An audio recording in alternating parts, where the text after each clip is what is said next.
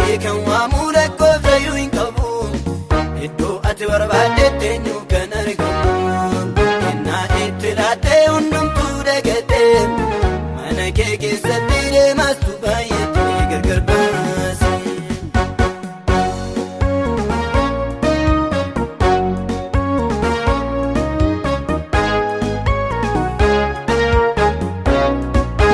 Wanta biyya lafaan bitamnee dabarraa iddoodhaanuu kaasnee taayitaan lafarraa kaleessa kan laaluu warra iddoon jiranii hafuura qulqulluu horiin geeddaranii afaan mana kee garaa koona nyaataa dhugaan kan naabatuu nama meeqa laataa maqaa kee kan waamuu rakkoo fayyuu hin qabu.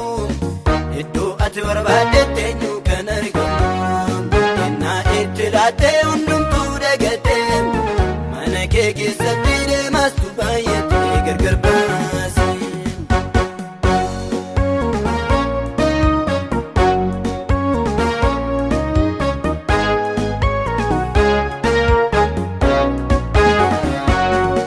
Ati nu barsiisee hubannaan dhaabachuu abbaa abbaa jechuun mana kee nu galchuun wanta biyya lafaa walitti haruuf kaataa yemmuun deebuutti tokko argadhaa laata jedhee kan dubbatee sagalee afaan keetii harka biyya lafaatti nunni simmeedhati.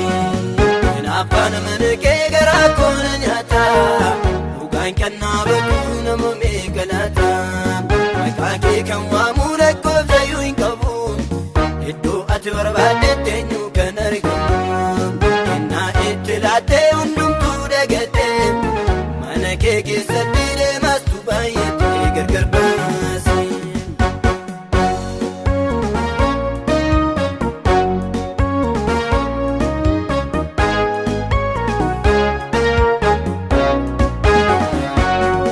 Deemaas hojii bareetta solan keelaadhaa kennaa harkaa buutee bareenni magaalaa akkas taan ergamnee wangeela kee dhiifnee otoo sirkaa nyaannuu harka kee jiifnee afaan mana kee garaa koona nyaataa dhugaan kan naabatuu nama meeqa laataa maqaa kee kan waamuu rakkoo fayyuu hin qabu. Iddoo ati barbaaddetti eenyu kan argamu. Kennaa itti laattee hundumtuu dagatee mana kee keessatti deemastu baay'atee gargar baase.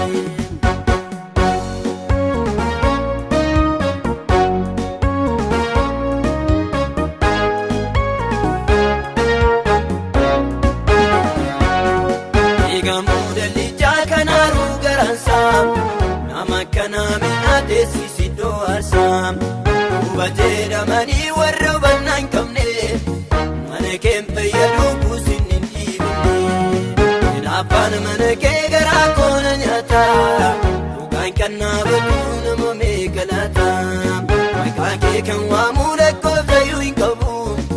Iddoo ati barbaaddetti eenyu